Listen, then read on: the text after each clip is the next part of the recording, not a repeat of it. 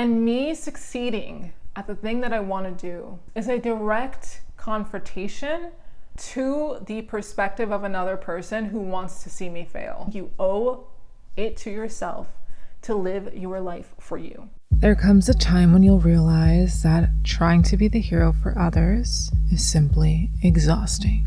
And while you're out there fighting for other people, babe, who's fighting for you?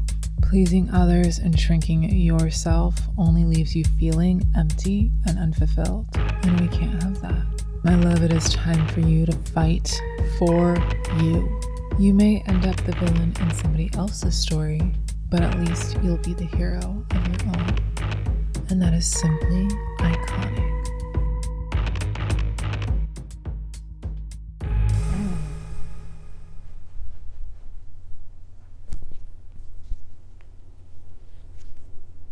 Hello. If you've spent any time online, I'm sure you've heard the term villain era. I love anything that's like super glamorized, super dramatic. So like even the term villain era just like had this appeal to me. And recently, I've started to step into my villain era a little bit. Today, I want to talk about entering your villain era and why it's so important to go on this villain journey. And you might be wondering, okay, well, Luna, like what is villain era? Like what are you even defining this as? Entering your villain era is you embracing the fact that you're always going to be perceived in a way that does not align with who you are. We are going to go through our life experiencing other people, and those people will experience us with their own biases, perspectives, and beliefs. And their biases, perspectives, and beliefs will automatically influence how they perceive us. Meaning,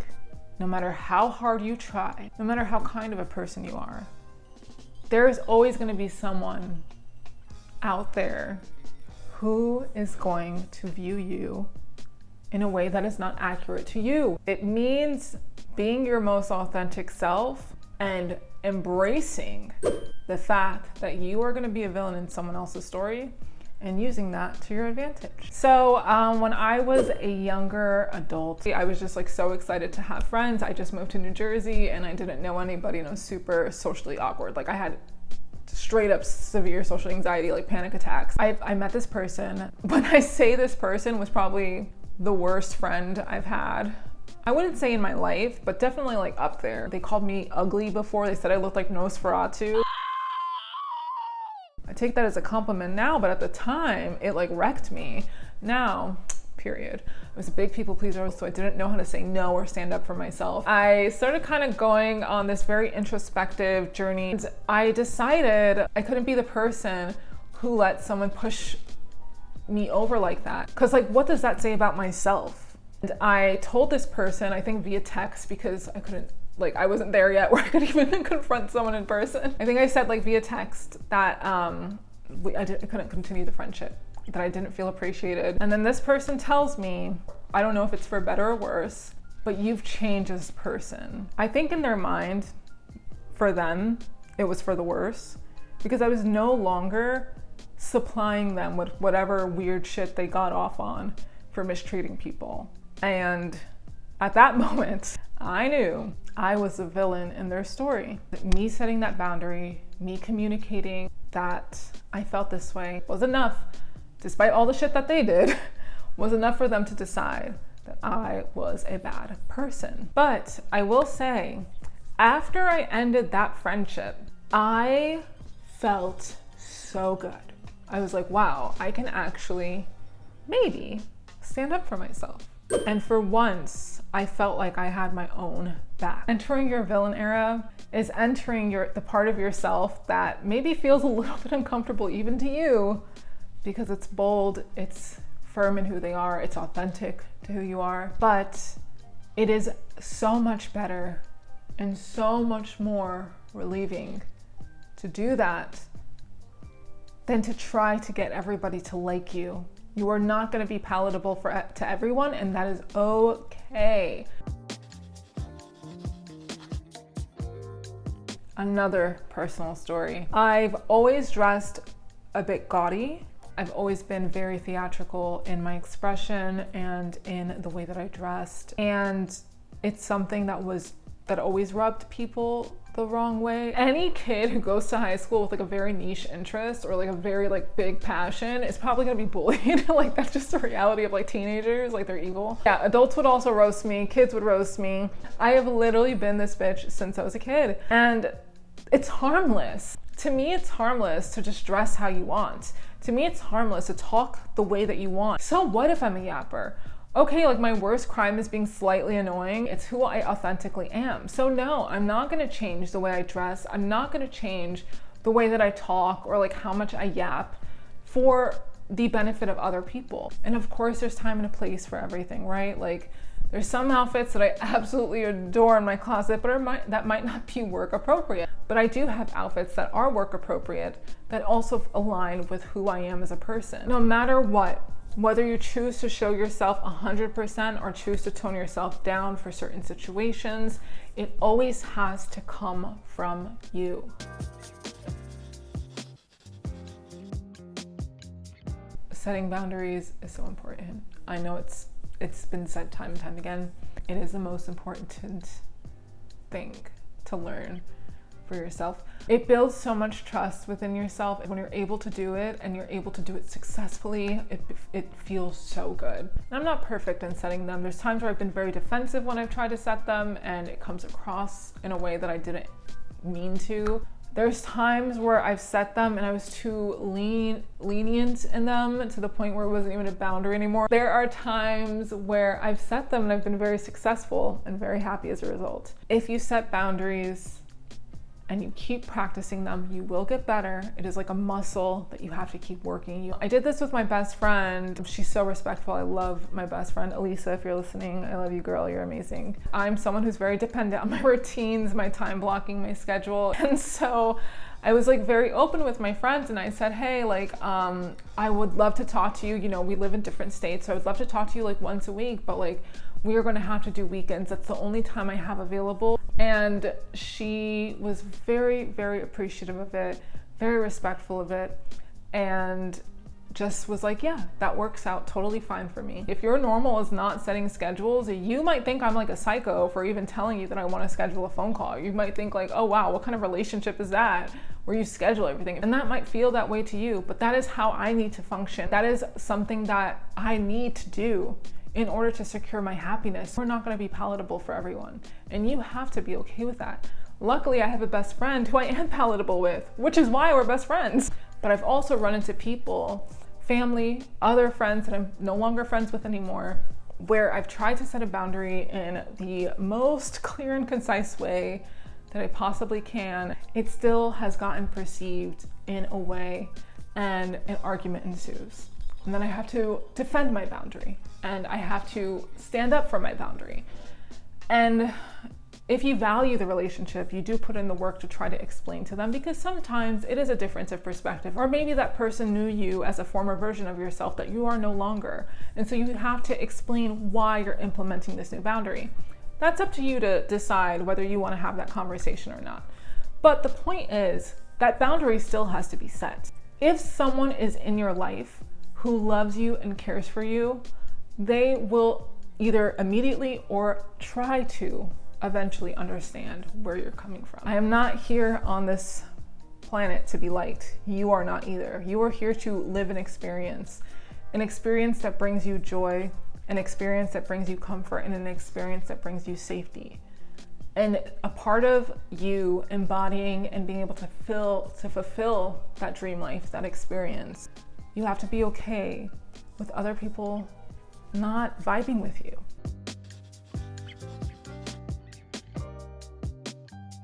I love saying no. I love saying no. It is something I have embraced and I'm addicted. I remember when I was like living in New York, I had a friend invite me to a party and I was like, no, I need to go home and like sleep. I was like so exhausted. She was so respectful and she was like, yeah, of course, like I get it. Like you like to protect your peace. And I'm like, yes, I do.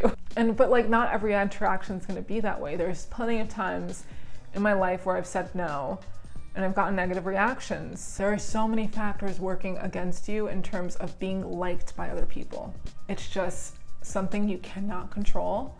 And I'm not saying it's right, I'm not justifying it, but it is a fact of life. You're never working with a blank canvas here. So you trying to always overperform and say yes to everything and tell everyone like, yes, I'm gonna do this for you, yes, I'm gonna be there for you, yes, like, yes, like, sure, I'll do this, sure, I'll do that. Girl, stand up. You cannot be there for everyone all the time.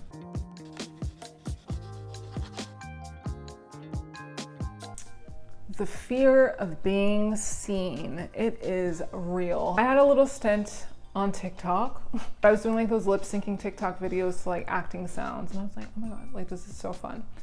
And I was like shocked at the amount of hate comments I was getting. People do not like women who are slightly cringy, sheesh. They kind of get to you, They make you think about like, okay, like maybe I am crusty, ugly, and dusty. Like now what? But usually for me, those feelings are fleeting. Being seen can be intimidating. This could be being seen anywhere, speaking too loudly, or having an opinion and being firm in your opinion. These are all things that can be very, very intimidating, especially if you're a femme presenting person or you're a woman.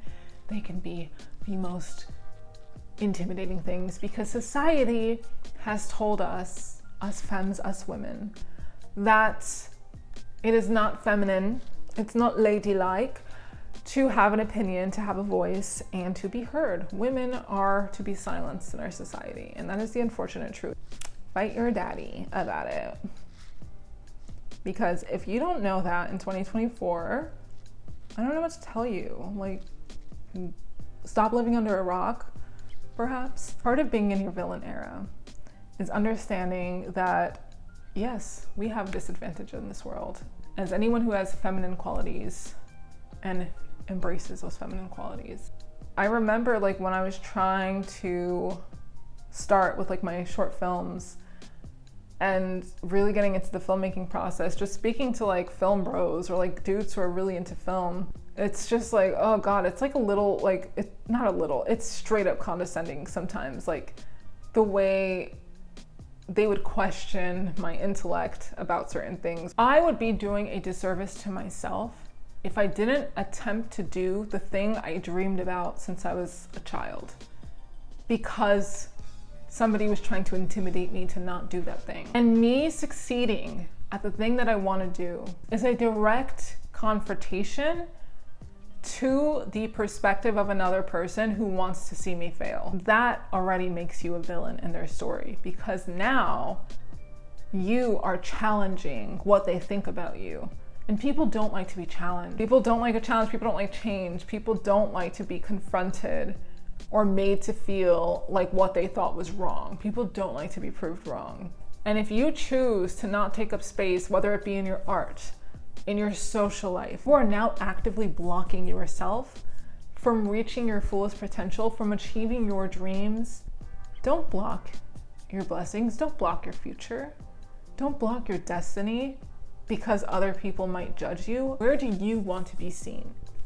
If you close your eyes and think about a scenario that's like this dream scenario, it could be a career, it could be you dancing on a dance floor, it could be you talking to a guy that you really like or a girl that you really like.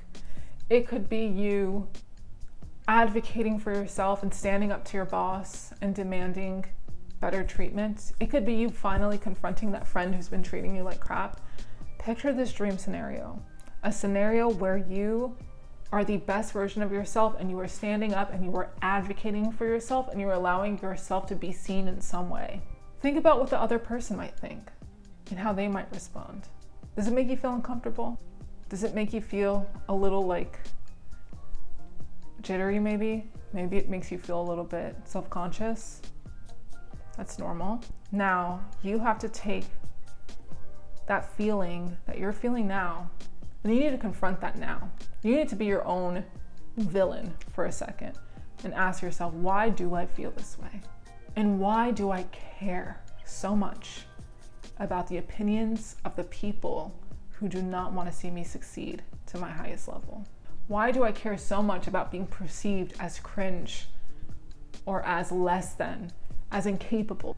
Why do I care? And really, why do you care? We're human, of course we care, but why? Why do we care? Is it because we want to be accepted? Is it because we want to be validated? Probably. But do you really want to be accepted and validated by somebody who does not want to see you succeed and do well? Do you really want the approval of the opinions of people who would make fun of you or respond to you negatively? No, you wouldn't. You shouldn't. I'm not going to be one of those people who says, people aren't even thinking about you. Sure, some people aren't, but some people do. We've all been on the internet. We've all seen hate comments. There are some people who are always going to have a negative thought in their mind. Their opinions, their perspectives should not triumph your own. You have a journey, you have a destiny to pursue, and you owe it to yourself because you are that magnificent being. You owe it to yourself to live your life for you, regardless of what those people think about you. So allow yourself to be a villain in their story. Allow yourself to shine so bright that it blinds them to the point where they now view you as a supervillain. How powerful is that? You are a supervillain whose power is a light that shines so brightly that it blinds anybody who dares to cast negative judgment upon them. And that is powerful, babe. That is so powerful. Remember, the world is going to always try to pressure us to fit in.